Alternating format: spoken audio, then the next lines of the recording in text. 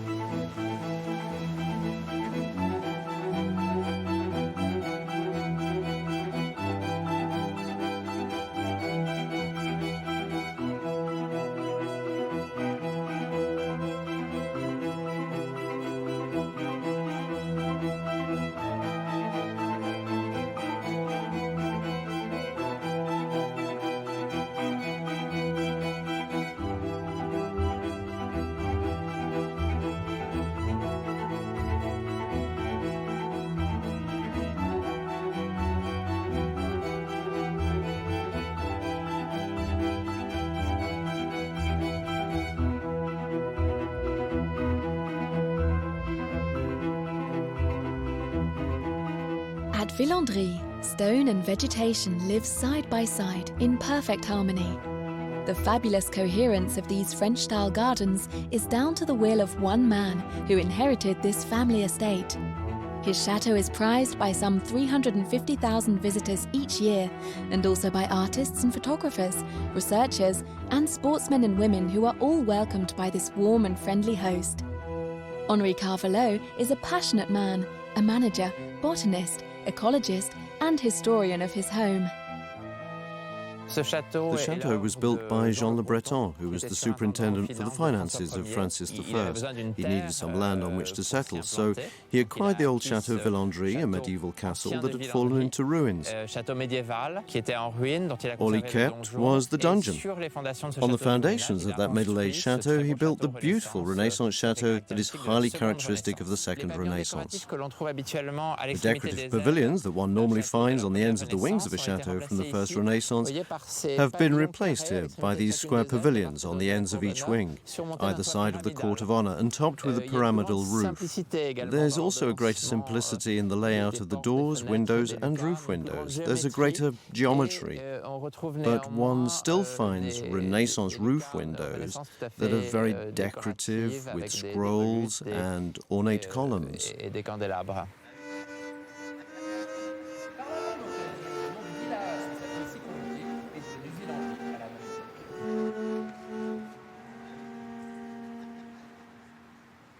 Villandry remained in the Le Breton family until the middle of the 18th century. Then, in 1754, it was bought by Mr. de Castellane, who was from an illustrious family from the provincial nobility. He constructed outbuildings, the beautiful courtyard behind me, and the conciergerie opposite in a purely Louis XV style that is more geometric, with greater symmetry in the architecture and greater simplicity. Visitors to Villandry come first and foremost to walk in the gardens. They only enter the chateau after having been charmed by the magic of the surroundings. The master of this sublime transformation of nature is a quiet man who never seems overwhelmed by the task in hand: to maintain the chateau, oversee the gardens, and manage a staff of 50. This ease stems from his determination to continue the mission started by his ancestors.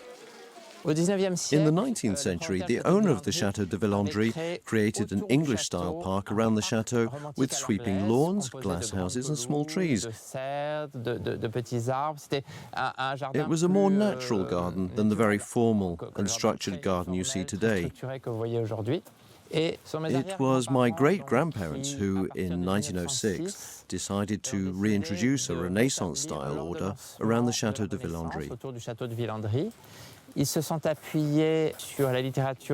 They drew on general literature about gardening, old plans of the chateau, and their own archaeological research and digs in order to locate the terracing system you see here and to precisely define the decorative kitchen garden. We know that during the Renaissance, the owner of the chateau liked to follow the progress through his window of new vegetables such as tomatoes from America or eggplant from India. So this garden close by the chateau had a botanical vocation, but it was also meant to be decorative. That's why you find flowers mixed in with the produce, and this whole geometry formed by box hedges, an idea that also came from Italy during the Renaissance.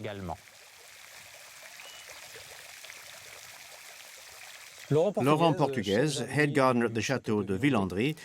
I've been head gardener here at Villandry for the past 6 years. At 6 a.m., Laurent divides up the work according to a detailed plan which takes into account the skills of each person and the discretion required to carry out their work during opening hours. Aurélien mowing because we didn't do it last week. Then we'll do it next Monday. Véronique, can you continue tying up the vine?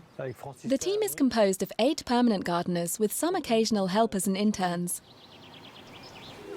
This daily organisation means the team can achieve some amazing tasks. 180,000 plants are planted and replaced each year in order to ensure the colour in the beds and vary the designs that symbolise the emotions of our existence or the forces from the cosmos through the seasons. The sun garden, the ornaments garden, the garden of love, the simple garden, the kitchen garden, the maze, the water mirror, the cloisters garden, and lastly, the garden of the crosses.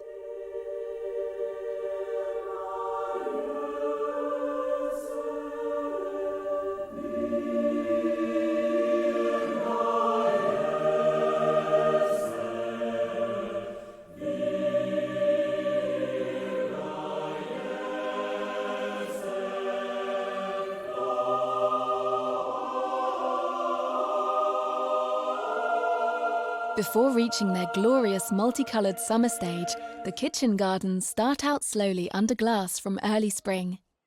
The decorative vegetables and flowers are painstakingly potted and are given the utmost care and attention. These are lengthy, humble tasks that require patience and precision. Here we're in the production greenhouses. Throughout the spring, from February to June, we produce 80,000 flower and vegetable plants, mainly vegetables for the kitchen garden and summer cultivation. Here we're preparing some summer flowers that will be planted out in early May, when there's no more risk of frost.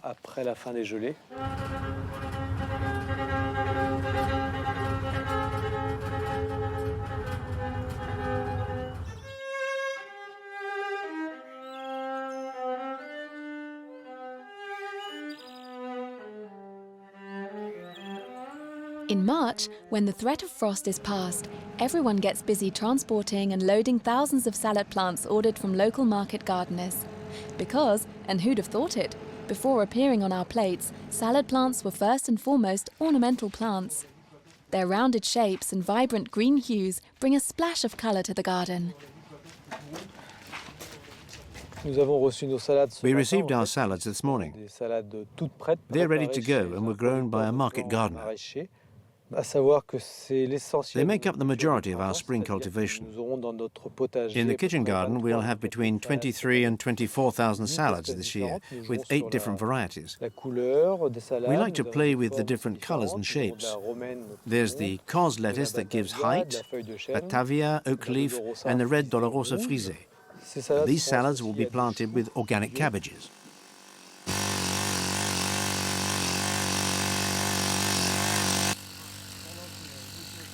The earth has been tilled, and then, once it's been loosened, we marked out the exact spots where the salads are to be planted.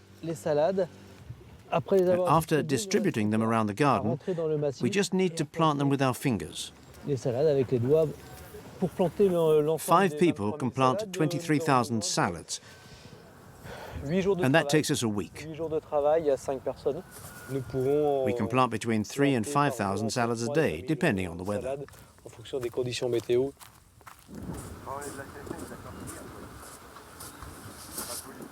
Well, that one's come out a little. Yes, that one there. And the one next to it. Well, this one. That one, towards you. That's it. Alois is doing a 5-week internship in the gardens with us. It's a way of really getting to understand the business. 5 weeks is long enough to become a part of the team, to see how we work and to get your hands dirty, because it's not just about watching. It's not boring at all because they use techniques you don't see anywhere else.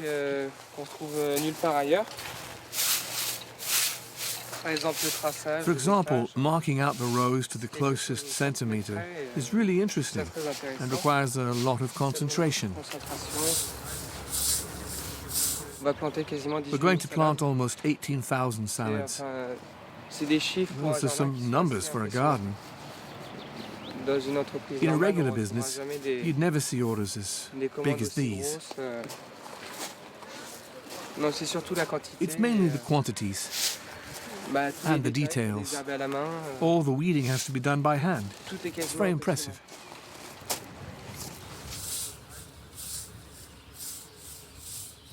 The gardens of the chateau run alongside the village of Villandry and the local school.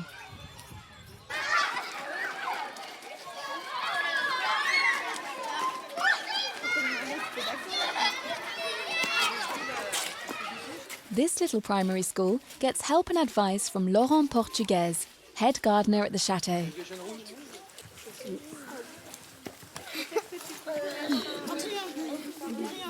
This is a school where you learn that the earth is fertile, and if you put your hands in it, it's not to get your fingers dirty, but to make food for tomorrow.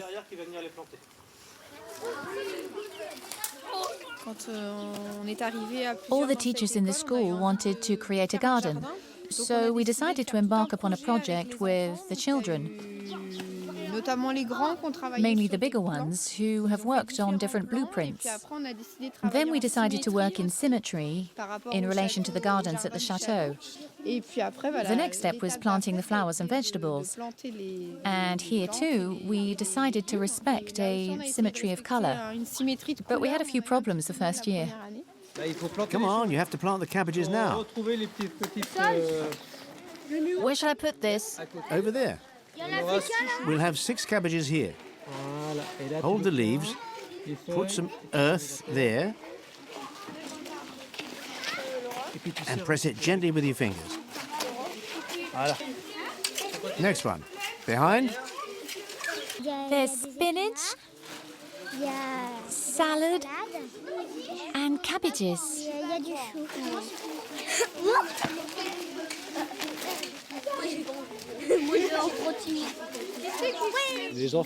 The children from Villandry have a beautiful garden in their village, so it's important that they get involved, that they get to know it, and that they don't just see it as a public park because they can go there for free. They need to understand that it's a job, and it will help them develop some understanding of how gardening works. And it'll train them so we have gardeners in the future to replace us. They're the next generation. Leaving healthy land to these children is the primary preoccupation in Villandry. The chateau is cultivating best practices. To respect biodiversity, it is committed to an organic approach to not using pesticides. They share their more innovative methods.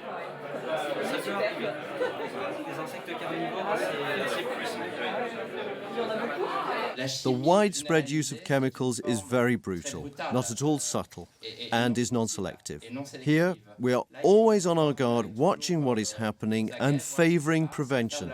I think the results achieved over the last 3 years show that this is working very well, and I think that Villandry could serve as an example, and that's very important. What is remarkable here is that one is dealing with a very structured kitchen garden that has been entirely shaped by man. It's naturally under attack from all kinds of pests that want to eat these magnificent vegetables. For decades and until recently, the only way to combat them and the various diseases was to treat with synthetic chemical pesticides. And we've seen here in this garden, if you use a lot of pesticides, you soon reach the limits of such a system. By that I mean that they had to use more and more pesticides, and it was increasingly difficult to achieve the same results. Now, while the garden looks the same as it always has, we're no longer using any kind of chemicals. We're getting out the malaise tent, a tent that enables us to catch flying insects. The key is to position it in a fairly open space, not to limit the flying insects. This is a good place. Now we'll prepare the trap with a liquid made from salt, water and soap. The salt allows us to preserve the insects we capture, and the soap kills them quickly. That's it, the tent is ready. The idea is fairly simple. We have 4 openings, and the insects can't see the black, so they bump into the tent and climb upwards in order to escape. They end up in channels on each side that lead to a corridor that goes into this recipient, and they become exhausted and drown in the container. We leave the tent for 48 hours, and then we'll have a look at the insects that were caught. The cup will go here. Now we fill it with the trap liquid. The same used in the malaise tent. We have to close it up carefully all around so no earth falls into the cup. This is targeting all climbing insects like beetles and such like. There, the 2 traps are in place. All we need to do now is place others in other parts of Villandry, so we can carry out our study in full. Where are we? We've just arrived at the University François Rabelais in Tours, and the Inofit offices in the laboratory just over here on the right.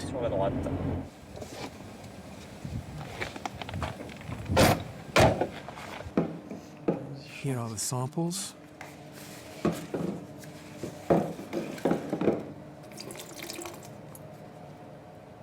There.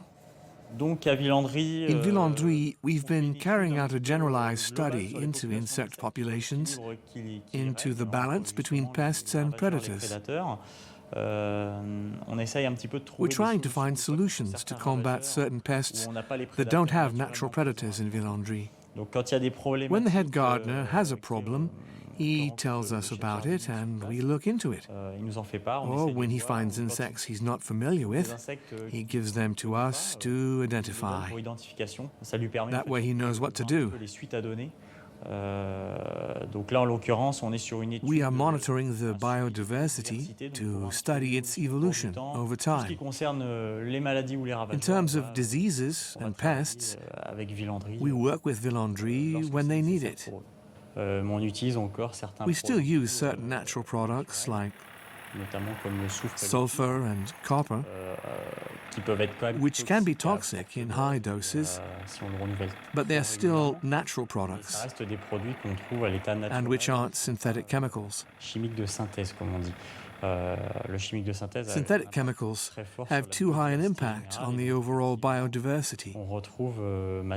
We're now finding a much greater diversity of insects, and beetles in particular.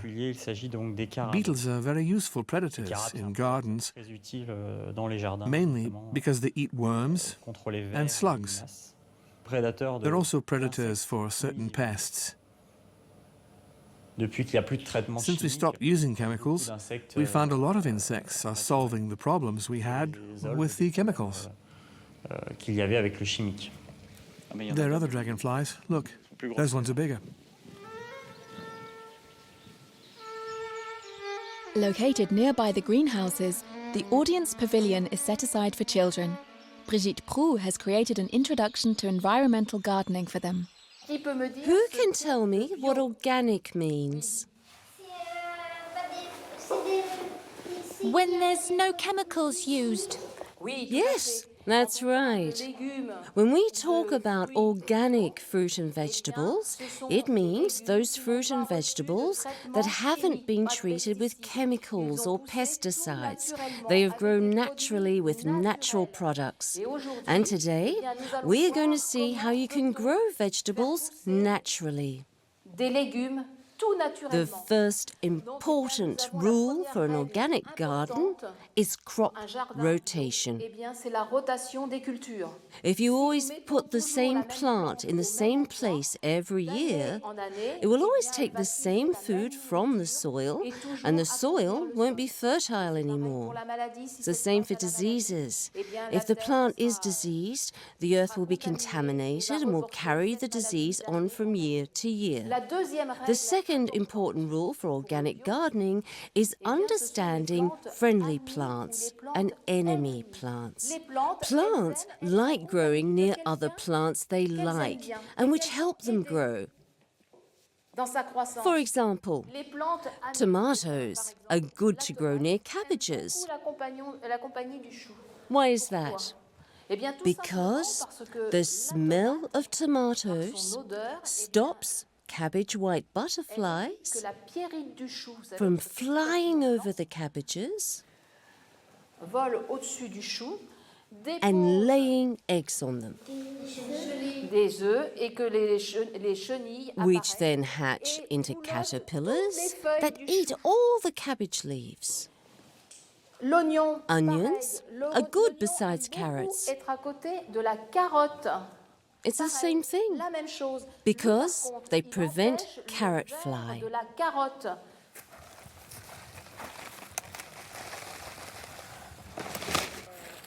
At harvest time, the vegetables are given away to staff and visitors who can go home with a seasonal meal.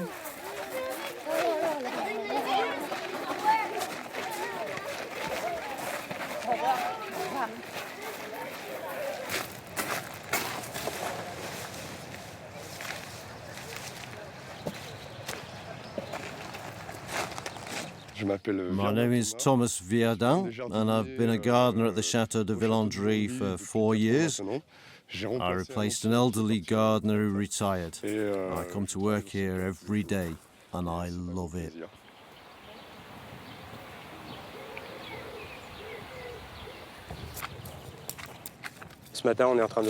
This morning we planted out beets over there, and now we're planting celery. I started work here in 1989, so I've been here for 25 years. I'm the last of the old crew, and I was here when they were using chemicals. We would spray weed killer on the paths once a year, so we'd have no weeds for 12 months.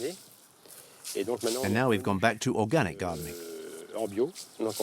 We do everything by hand, and that's more work for everyone, and you have to go back over the same places more frequently, especially right now when it's been raining practically every day and the weeds grow back quickly. And now that we're organic, you have to accept that it's a little less pretty than it was when we used chemicals, when they killed everything. Of course, it's beautiful, but it killed all the insects. Now it's a little less beautiful, but there are still insects, including predatory insects that come naturally and kill certain other ones. You can see that the broad beans have got black fly. To combat that, we introduced ladybird larvae because we garden organically here. The larvae were introduced in spring, they grew, and the ladybirds have reproduced, creating a new cycle of larvae, so we can keep fighting the black fly.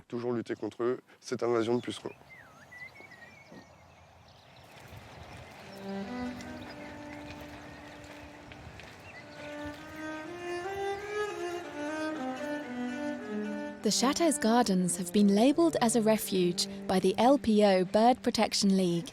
Photographers have carte blanche to practice their art here.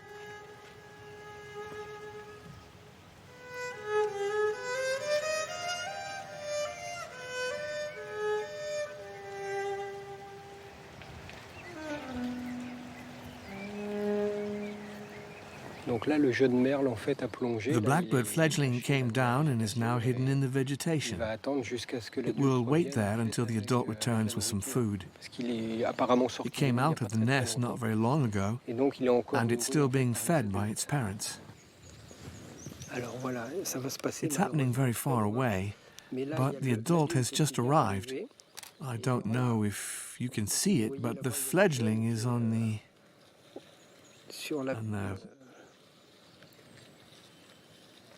and the adult is above.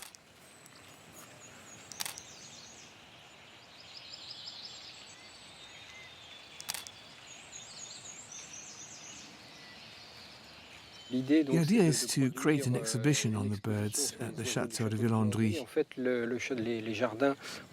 The gardens were classified as an LPO refuge last year, I think. So, to illustrate all the wildlife biodiversity in the gardens, we were asked to do a photo reportage over an 18-month period. The aim is to carry out a photographic census of the birds here. Not necessarily to produce a collection, but to try and create some artistic photographs.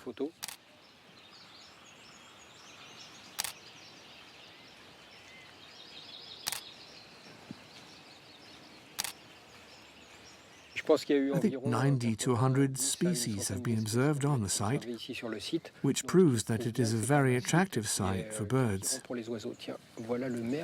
Here's the blackbird back out again for a look around. They like staying hidden, but after a while... Oh, it's ours, it's gone. We come here regularly to cover the various wildlife events. Feeding the blackbird will last a day or two, and then afterwards, it will be too late.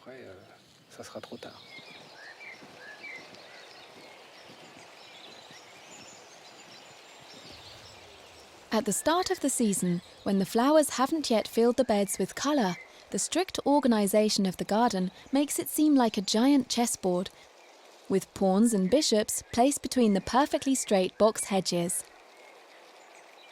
So it's no surprise that the proprietor of the chateau is a fan of the game and offers introductory lessons for newcomers and competitions for champions. This is getting difficult.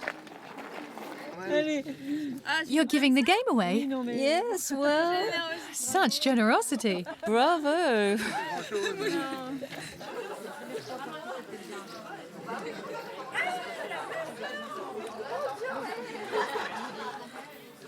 The Château de Villandry regularly hosts events such as the Kitchen Garden Festival, the Garden Rendezvous, illuminated soirees, and today there's a chess-themed event, and we are hosting the French Speed Chess Championships.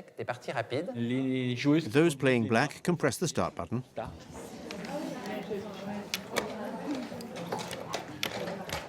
Each player has 20 minutes.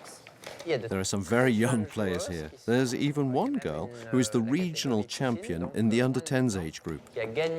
That means she's the best in her category. Chess has become very popular in schools over the last few years. It is very educational, and it helps children learn self-control, concentration, and reflection, whilst having fun.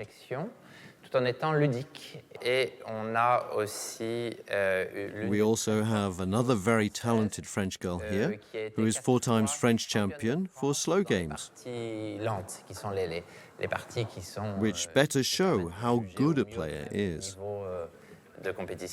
Her name is Sophie Millet.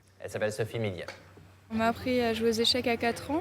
learned to play chess when I was 4, and I started entering competitions when I was 7. I won my first French youth champion title when I was 15. And then I was 4 times French champion. And I've just won my first French speed chess champion title here. There are traditional ways to start a game, and everybody knows them, but there are a lot of them. After a certain time, after the 10th game, you start to leave the theory behind and find yourself in unknown situations where you have to think. That explains why it goes so quickly at first. In 2000, chess became a sport. It's a sport that is less physical than football, for example, but it's a sport where players play against one another and each player is equally matched, which responds well to the definition of a sport. It is very competitive and our champions really fight hard to win.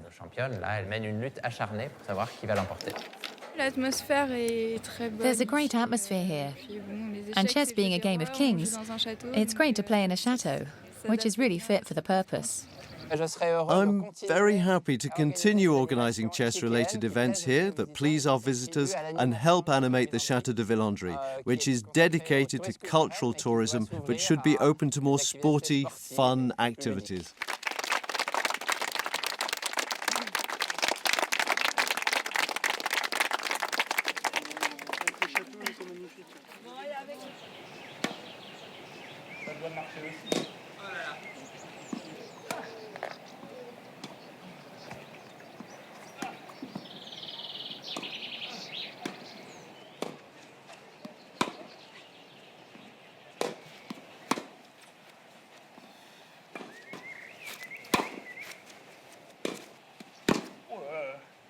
My name is Nicolas Bouillit. A few years ago, Mr. Carvalot, the owner of the chateau, made me responsible for the tennis activity on this court, which, as you can see, is a grass court. There are very few in France, around 10 perhaps. When Mr. Carvalot's great-grandfather acquired this property, this area was dirt, like a clay court you might see today. With a patch of grassless land that was more or less abandoned. Gradually, because it was abandoned, the area became a meditative place, somewhere people came for some peace. But if you came here as a tennis player, you could immediately imagine it being a tennis court because of the dimensions. And then there was one. Mr. Carvalot and Laurent Portuguese, the head gardener, came up with a project to create a grass court here, which requires a lot of work, and which, in the spirit of the chateau, provides an additional garden among the others. First and foremost, it is perhaps a special garden in which one can have fun, before being a place where competitions or the like are held. Several times a year, visitors have a pleasant surprise when they arrive here to discover this wonderful place and are able to play. We lend them rackets and balls, there are nets for the children, and they can have fun playing barefoot in jeans and enjoy what is, above everything, an unusual special garden.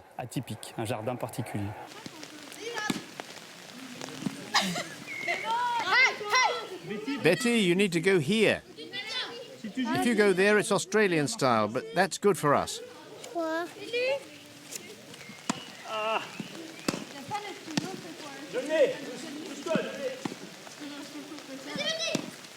It is clearly Villandry's vocation now to both seek beauty and to be as open as possible. And I think there's a very pleasant ambience having tennis played in a garden here. The word open is a serious one here, because the gardens of Villandry are open from sunrise to sunset. Villandry has an impressive record. Of all the chateaux of the Loire Valley, Villandry's visitors stay the longest. On average, they stay here for over 3 hours. Enchanted by the magic of nature here, it's easy to stroll around and forget the passage of time.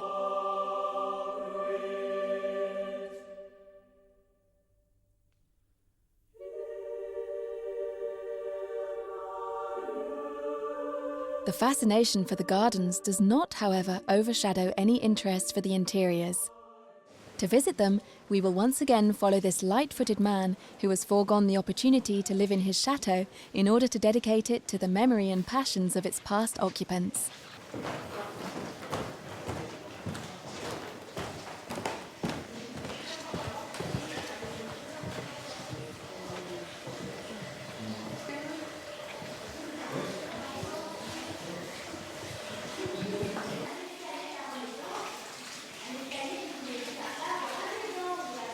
Here we are in the dining room, which is characteristic of the style of Mr. de Castellane, who wanted to bring his Provençal roots to the interior of Villandry in the 18th century. The tones, the fountain here, and all the decorative elements remind us of his taste for Provence, his land of origin.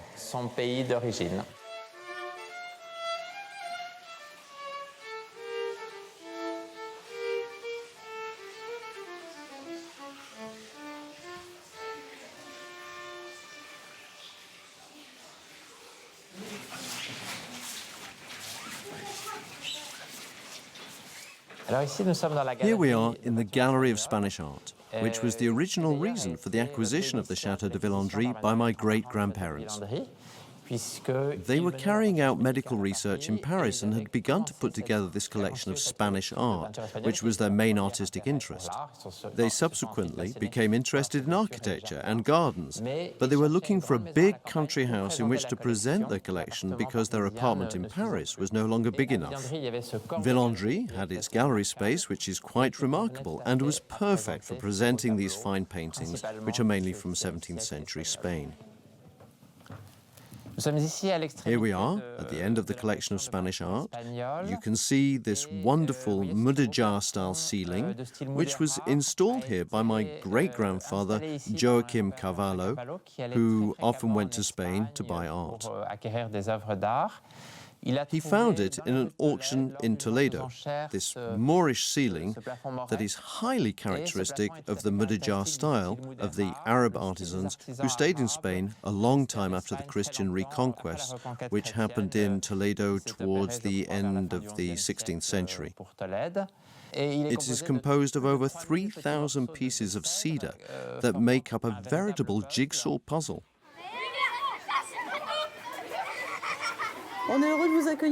We're delighted to welcome you here for this illumination workshop. You're each going to make a piece that you will paint and which you can take home.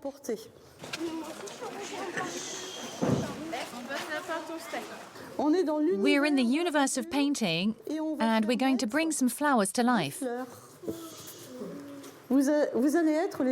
You're going to be botanical painters and colorists. These are botanical paintings that are made in the traditional way. There was no printing back then, and they needed a way to share these works, and the technique they came up with was the one you're going to use. This used to be called a cache back in the Middle Ages, but today we call it a stencil. And thanks to the stencil, you have the place for the colours you're going to add. The paint is water-based paint or gouache, and we put it on with these lovely little brushes made from pig bristle. You've seen how beautiful all the flowers are at the Château de Villandry. There are lots of different colours, and each flower has its own ways. They have little touches of colour, little shady parts, different reliefs, and sometimes different greens on the leaves. You're going to do just like what nature does. You're going to use a stencil, and you'll choose how to arrange the colour. You'll lay down the colours, plain colours, little contrasts and highlights, okay? You are the artists of nature today. The art of illumination is the art of colour, natural colour. These are the illustrations that were used in manuscripts from the Middle Ages. At the Château de Villandry, you can find this wonderful art through the huge palette of all the colours that comes from the work of the gardeners who wake up the flowers. We're going to use the whole flower, or just parts of it, to make the colours.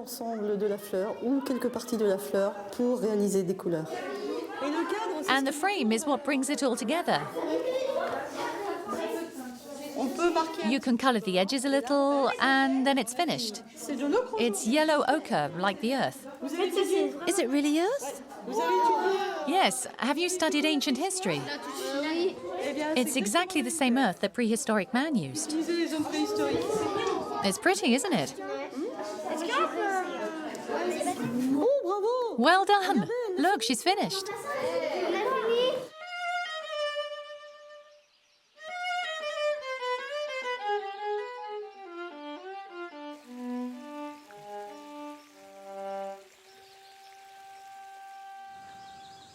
This inspirational place encourages different vocations. Stand behind the painter and listen closely. You might learn something. I'm here to resolve the problem of the begonias, which is no mean feat. How to paint begonias. That is the fascinating thing about painting, trying to find things out. First, I'm going to find the different colors of the begonias, and then I'll do the leaves and the earth, because I'm going to put out the fire around them. First, I'm going to set it on fire, and then I'll take care of the rest which doesn't burn. But the thing is to start with the powerful color of these flowers, so beloved of grandmothers, caretakers' flowers. When you come to Villandry to paint or draw, first you open your eyes and look, and by dint of looking you start to see, and what you see is amazing. It's nature that has been completely domesticated. I think in the end it's that rigidity of form and the rigidity of drawing the garden that reassures the people looking at it. There's something reassuring about it. You're not afraid here. You're sure of what you see. This painting of the box hedges with the begonias is an extreme vision of Villandry. Villandry also has some very natural areas, but here it's extremely rigid, a geometric diagram that is so precise that I wanted to show it's seen from above, like a drawing from above. I also like the heart. I like gardens of love with all the symbolism. And there is that contrast of extraordinary colours with these fluorescent reds and dark yet rich greens. I think I've come up with a way to do the begonias using a white that I hardly ever use. A white they call transparent white.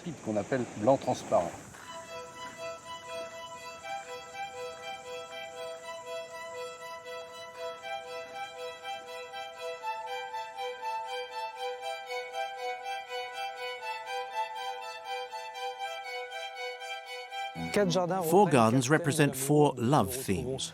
There's tender love with the beautifully shaped hearts, still flowering in pink. There's passionate love with the deformed hearts that seem like they're turning around in a waltz. There is adulterous love, with these symbols representing fans and butterfly wings to underscore the infidelity. And lastly, there's tragic love, which no longer has hearts, but dagger blades flowering red, the colour of blood.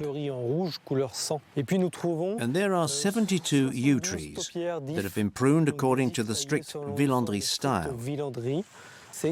A cube of yew and 3 crowns topped with a dome. These Villandry yews are important.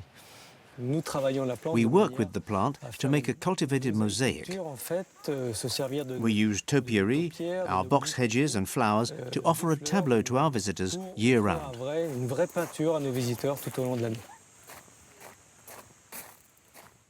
Laurent talks about our visitors like everyone who works here. He has appropriated the success. Each employee is responsible for one area that they are given to manage.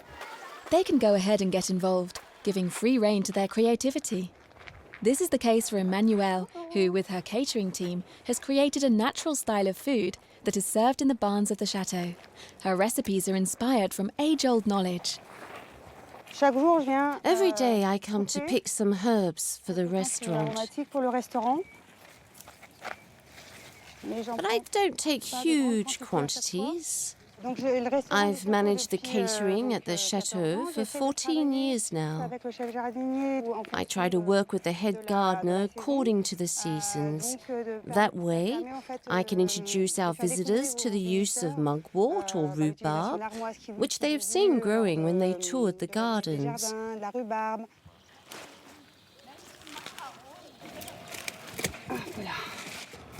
We use all of that.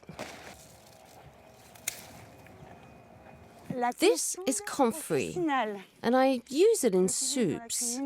It binds very well.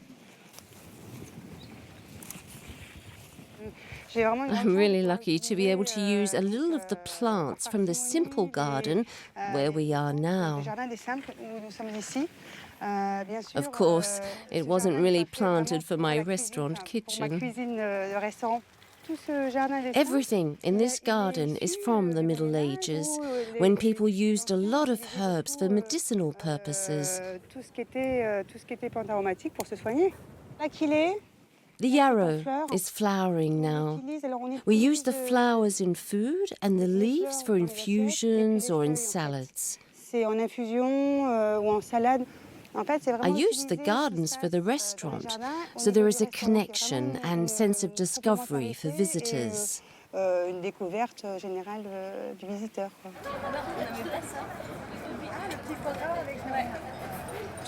All our customers, regular or otherwise, like the freshness of it, and they have discovered quite a few flavours that they've never tasted elsewhere.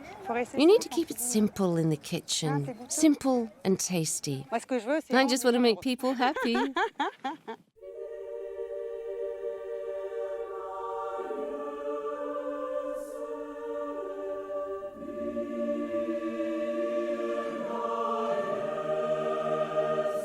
The sun garden makes people happy. All this beauty on offer here makes people happy.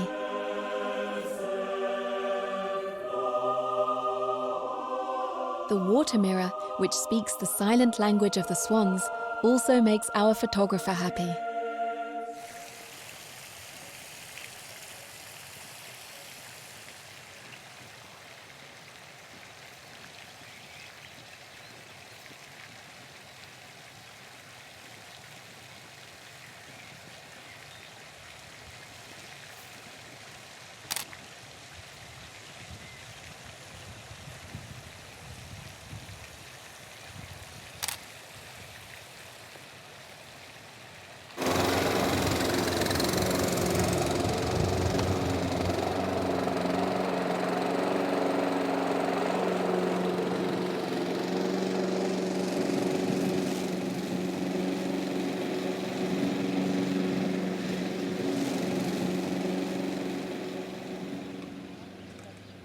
Not a blade of grass must be out of place on the slope where thousands of spectators will sit to watch the show of the year, the Night of 1,000 Fires.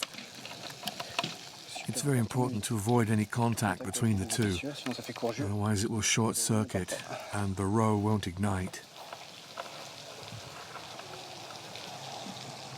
I'm connecting these all together. That will link up all the fireworks that will go off together in a row with a little electric cable, so that when a current is sent through it tonight, it will catch fire.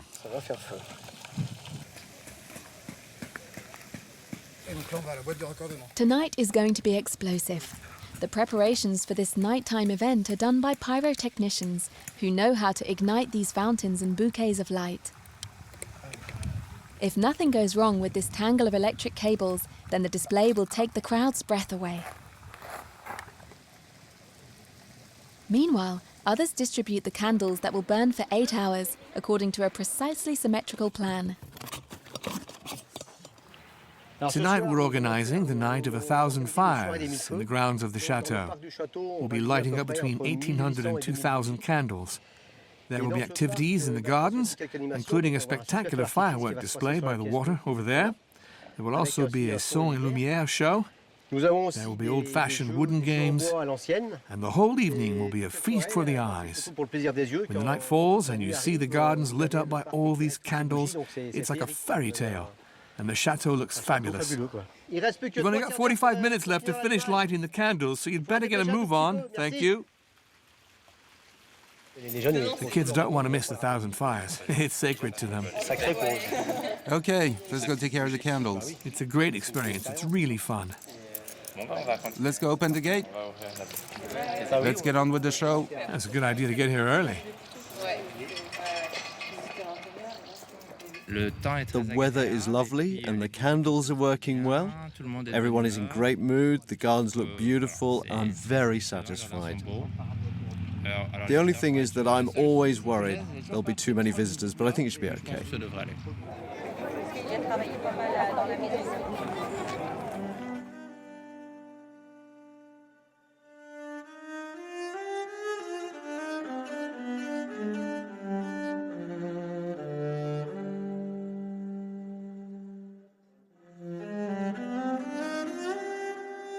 t'as le bras un petit peu. Ça, c'est les 5 du Tour de France. Ça passe les contrats.